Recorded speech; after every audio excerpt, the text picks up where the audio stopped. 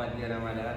Saya Regi Sudarsono. Saya Surini Semora. Sulaiman. Kami mau menjelaskan tentang larutan asam dan basa. Ya, jadi di sini ada definisi asam dan basa. Secara sederhana, asam dan basa dapat didefinisikan berdasarkan kemampuannya untuk melepaskan atau menerima ion hidrogen H+. Asam adalah senyawa yang melepaskan ion hidrogen H+ ketika dilarutkan dalam air, sedangkan basa adalah senyawa yang menerima ion hidrogen atau melepaskan ion hidroksida ketika dilarutkan dalam air. Teorinya yaitu ada teori Arrhenius. Teori ini mendefinisikan asam sebagai senyawa yang melepaskan ion hidrogen dalam air dan basa sebagai senyawa yang melepaskan ion hidroksida dalam air. Yang kedua ada teori Bronsted Lowry.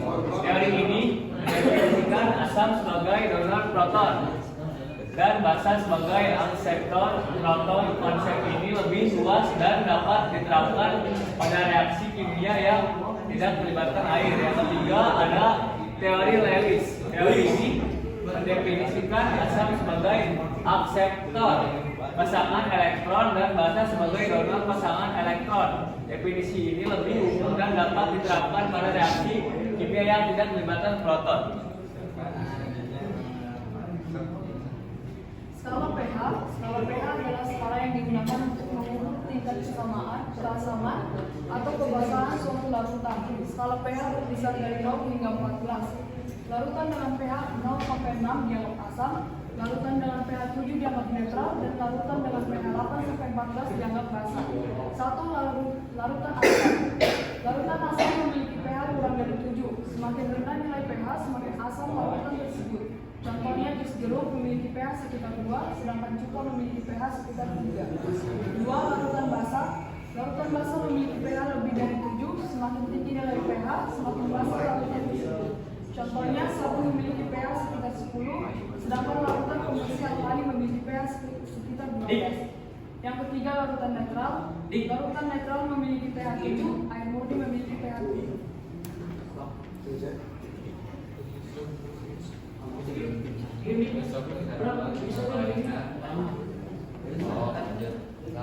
Rumus empiris asam dan basa. Rumus empiris asam dan basa menunjukkan komposisi atom-atom yang membentuk senyawa tersebut. Dalam rasio karena beberapa jenis asam dan umum, yaitu asam memiliki rumus, asam klorida memiliki rumus HCl, asam sulfat HCI, asam sulfat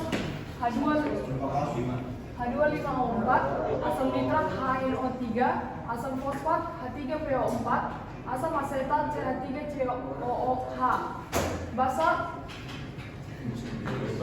rumus basa yaitu natrium hidroksida NaOH, kalium hidroksida KOH, kalsium hidroksida CaOH2, dan amonium hidroksida NH4OH.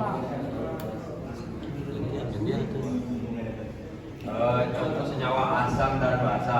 Senyawa asam dan basa dapat ditemukan di berbagai macam benda di sekitar kita. Berikut adalah beberapa contoh senyawa asam dan basa yang umum.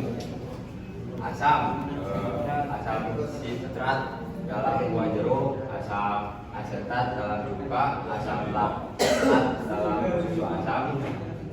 Basa, natrium hidroksida atau NaOH dalam sabun, kalium hidroksida atau KOH dalam larutan pembersih, amonium hidroksida atau NH4OH dalam produk pembersih rumah tangga.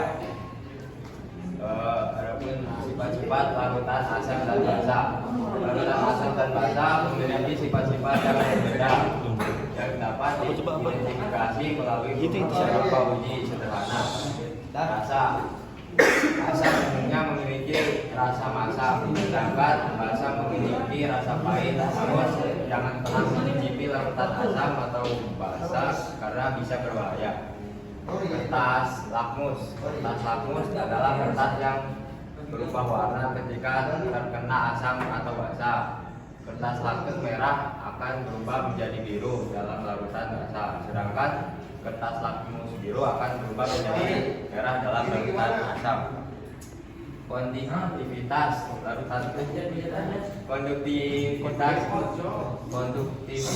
larutan asam dan basa dapat mengantarkan arus listrik karena mengandung ion-ion yang bergerak bebas. Semakin tinggi konsentrasi ion, semakin baik konduktivitas larutan.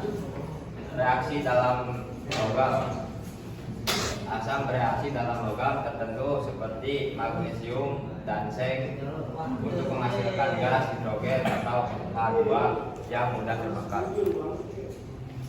Selanjutnya ada reaksi asam dan basa. Reaksi asam dan basa adalah reaksi yang terjadi ketika asam bereaksi dengan basa.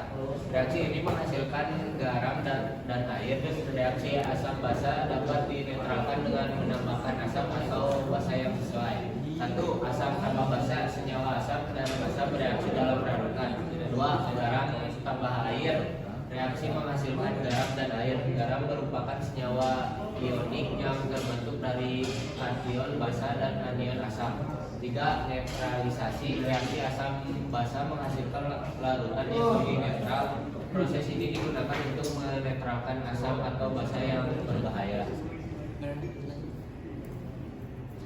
Aplikasi larutan asam dan basa. Larutan asam dan basa memiliki berbagai macam aplikasi dalam kehidupan sehari-hari, industri, dan bidang ilmu pengetahuan. Berikut adalah beberapa contohnya. 1. Makanan dan minuman. Asam nitrat dalam minuman soda dan jus buah. Asam asetat dalam cuka. Basa dalam pembuatan roti dan biskuit. 2. Industri. Asam sulfat dalam pembuatan pupuk, baterai, dan bahan kimia lainnya. Asam klorida dalam pembuatan plastik, obat, dan bahan kimia lainnya. Basa dalam pembuatan sabun, deterjen, dan produk pembersih lainnya. 3. Ilmu pengetahuan. Asam dan basa digunakan dalam berbagai macam penelitian kimia dan biologi. Asam dan basa digunakan dalam analisis kimia dan titrasi. Kesetimbangan asam dan basa. Kesetimbangan asam dan basa merupakan kondisi di mana konsentrasi asam dan basa dalam larutan tetap konstan. Dalam larutan asam terdapat kesetimbangan antara asam dan basa konjugatnya. Sedangkan dalam larutan basa terdapat kesetimbangan antara basa dan asam konjugatnya. Kesetimbangan asam dan basa dapat diukur dengan menggunakan nilai Ka. Tetap kesetimbangan asam dan Kb tetap kesetimbangan basa. 1. Kesetimbangan basa. Asam melepaskan ion hidrogen H+ dalam air, menciptakan kesetimbangan antara asam dan basa konjugatnya. Kesetimbangan basa. Basa menerima ion hidrogen H+ dalam air, menciptakan kesetimbangan antara basa dan asam konjugatnya. Konstanta kesetimbangan. Nilai Ka dan Kb menunjukkan kekuatan asam atau basa. Nilai Ka yang tinggi menunjukkan asam yang kuat, sedangkan nilai Kb yang tinggi menunjukkan basa yang kuat. Kesimpulan dan rangkuman. Larutan asam dan basa adalah bagian penting dari kimia yang memiliki banyak aktivitas dalam kehidupan sehari-hari dan industri. Memahami proses asam dan basa, skala pH, rumus evaluasi, dan sifat-sifatnya adalah dasar memahami berbagai macam reaksi kimia dan proses biologi. Pentingnya asam dan basa. Asam dan basa memainkan peran penting dalam berbagai aspek kehidupan, dari pencernaan makanan hingga pembuatan produk industri. Konsep yang mendasar mempelajari konsep asam dan basa merupakan langkah penting dalam memahami berbagai macam reaksi kimia. Aplikasi yang luas. Asam dan basa memiliki aplikasi yang luas dalam berbagai bidang, mulai dari makanan dan minuman sampai industri dalam ilmu pengetahuan. Sekian presentasi dari kelompok kami. Assalamualaikum warahmatullahi wabarakatuh. Waalaikumsalam warahmatullahi wabarakatuh.